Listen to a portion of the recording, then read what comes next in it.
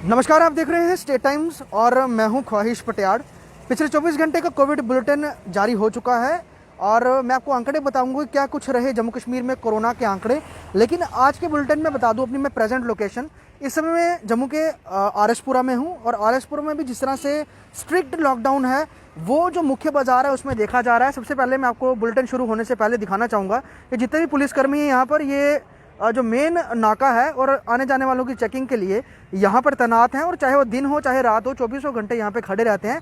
जो भी लोग हैं उनसे रीज़न पूछा जाता है, तो उसके तहत यहाँ पे लगातार चेकिंग चलती है। लेकिन जस्ट थोड़ी देर पहले मैं इस तरफ से आया हूँ जो कि आरएसपुरा का अंदर का बाज़ार है और यहाँ पर आपको दुकानें बंद दिखेंगी, आगे अस्पताल भी है। लेकिन उसके आगे एक और बाज़ार है, वहाँ के विजुअल्स ऐसे हैं जहाँ पर ऐसे लगता है कि शायद वहाँ लॉकडाउन लगा ही नहीं है, क्योंकि एक और बाज़ार यहाँ पर पूरी तरह से बंद है, आपको लोगों की मूवमेंट नहीं दिखेगी। मगर अगली तरफ इतने ज़्यादा लोग थे, लोग घरों के बाहर बैठे हैं, गलियों में टहल रहे हैं, बहुत सारे लोगों ने मास्क भी नहीं लगाए हैं। लेकिन अगर हम बात करें मेन जो एरियाज़ हैं वहाँ पे तो स्ट्रिक्टनेस प्रॉपरली चल रही है और आप यहाँ पर देखेंगे तमाम पुलिसकर्मी खड़े हैं और बाज़ारों में दुकानें बंद हैं। लेकिन जब अंदर के इलाकों में हम जाते हैं, ना ही लोगों ने मास्क पहने हुए हैं, ना ही सोशल डिस्टेंसिंग है और शायद हो सकता है वहाँ पर पीसीआर की गाड़ियाँ वक्त पर वहाँ पर राउंड नहीं लगाती होंगी। इस वजह से लोग जो हैं वो बिल्कुल भी ध्यान नहीं रख रहे हैं इस चीज़ का कि उन्हें कोविड अप्रोप्रिएट बिहेवियर को अपनाना है। दूसरी ओर अगर आप इस ओर भी देखेंगे, ये भी मेन आरएसपुरा का बाज़ार है। टूवर्ड्स अरनिया की ओर हम बात करें, ऑक्ट्राई पोस्ट की बात करें, उस तरफ ये पूरा रास्ता जाता है, सुनसान दिखेगा आपको, दुकानें बंद दिखेंगी, कुछ इक्का दुक्का लोग दिखेंगे तो चलते हुए। अब मैं आ जाता हूँ आज के कोविड बुलेटिन पे। जम्मू कश्मीर में पिछले 24 घंटे में अगर मैं बात करूँ, लगभग 3,308 एक्टिव पॉजिटिव केस आए हैं, जिसमें कि 1121 जम्मू डिवीज़न से हैं, वहीं 2187 जो हैं कश्मीर डिवीज़न से हैं। रिकवरी रेट आज लगभग 5,000 को टच कर रहा है।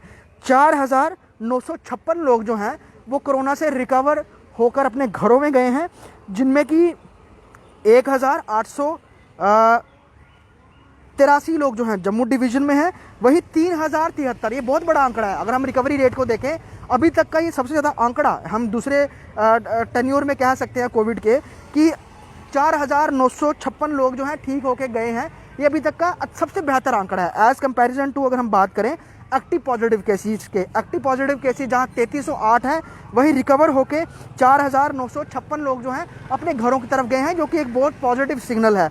लेकिन अगर मैं डेथ की बात करूं, जम्मू कश्मीर यूनियन टेरिटरी में पिछले 24 घंटे में लगभग 51 डेथ्स हुई हैं, जिसमें कि 34 जम्मू डिवीज़न से हैं और 17 जो है कश्मीर डिवीज़न से हैं। और 24 घंटे में अगर टेस्टिंग की बात करें, लगभग 45,157 लोगों का टेस्टिंग हुआ है पूरे जम्मू कश्मीर यूनियन टेरिटरी में, जिसमें से 3,308 लोग एक्टिव पॉजिटिव केस आए हैं।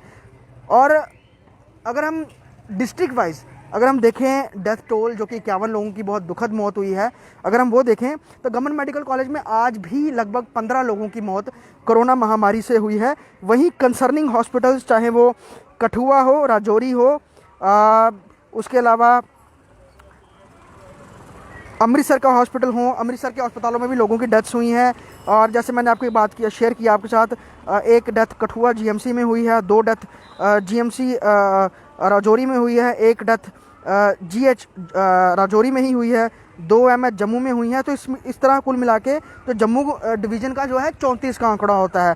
और जो घरों से जो ब्रॉड डेड हैं, जो अस्पताल लाए गए, उन लोगों की बात करूँ तो लगभग आज एक व्यक्ति है जो कि ब्रॉड डेड, अभी तक का ये भी सबसे कम आंकड़ा है। कहीं ना कहीं पॉजिटिव ये भी कहें कि काफ़ी हद तक अच्छा एक सूचना है कि जो लोग घरों में आइसोलेट हैं, उनमें से सिर्फ एक व्यक्ति है जिसकी आज डेथ रिपोर्ट हुई है, जो कि अस्पताल में ब्रॉड डेड जो है जिसकी एक आंकड़ा सामने आया है। इसके अलावा कभी 7, कभी 9, कभी 10 इस तरह से आंकड़ा चल रहा था।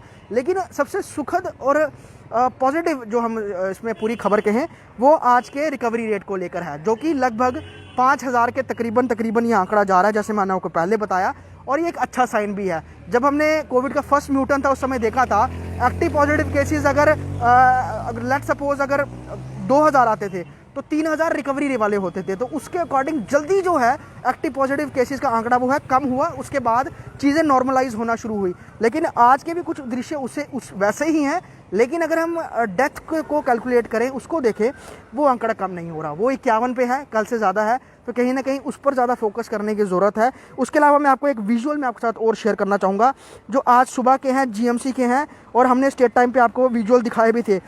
मैं ये आप देख सकते हैं, ये गवर्नमेंट मेडिकल कॉलेज के आज सुबह के दृश्य हैं।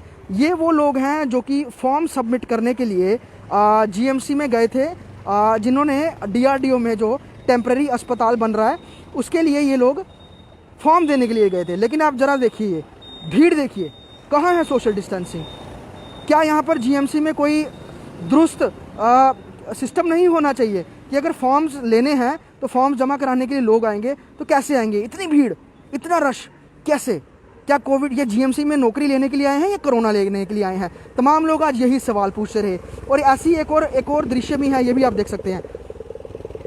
ये देखिए भीड़, ये तमाम वो युवा हैं जिनके पास नौकरियां नहीं हैं, लेकिन जैसे ही ये इनको सूचना मिली कि डीआरडीओ के टेम्पररी अस्पताल में जॉब अपॉर्चुनिटी सरकार ने जारी की हैं, तो उसके लिए फॉर्म्स लेकर ये लोग यहाँ पहुँचे थे और काफ़ी बड़ी तादाद में ये लोग थे।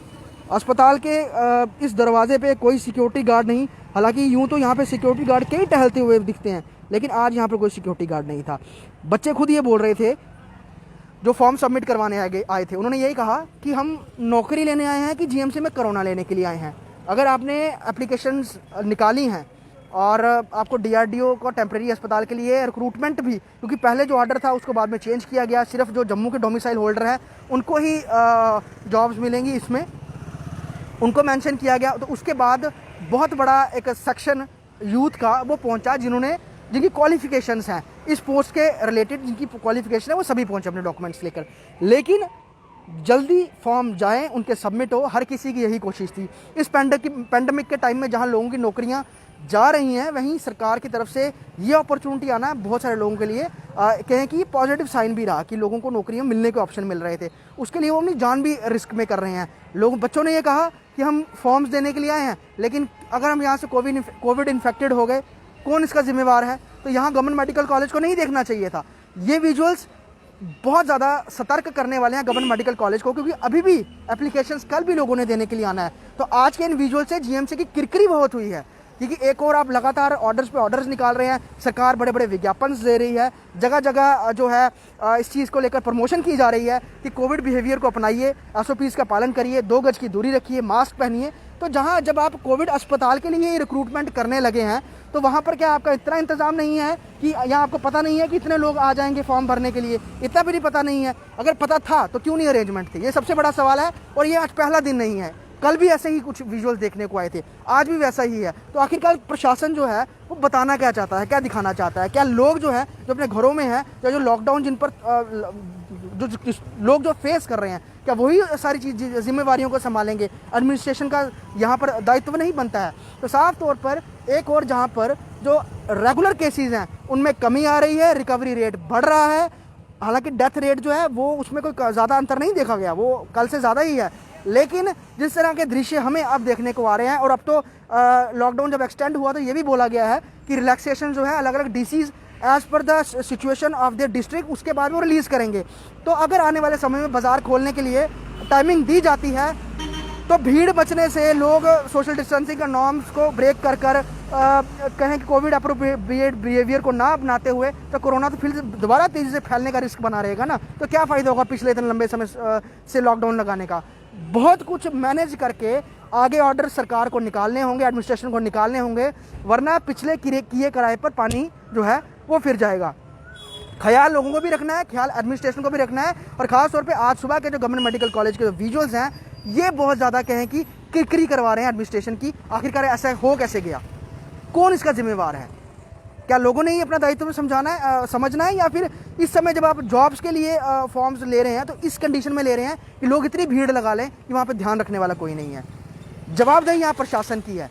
तो मैं आपके साथ कोविड बुलेटिन लेके जुड़ा था आज आरएसपुरा से। एक बार आपको दोबारा दिखा दूं, ये आरएसपुरा के दृश्य यहाँ पर काफ़ी सख्ती है। और इसके साथ ही अंदर के इलाकों की बात करें तो अंदर के इलाकों में वैसे ही लोग बैठे हुए मिलेंगे बाहर घरों के, मास्क नहीं पहने हैं। पुलिस की गाड़ी जब राउंड करेगी, सायरन बजाएगी, तब शायद वो मास्क पहन लेंगे। लेकिन अपना बिहेवियर सुधारेंगे तभी हम इस बीमारी से कंट्रोल पा पाएंगे।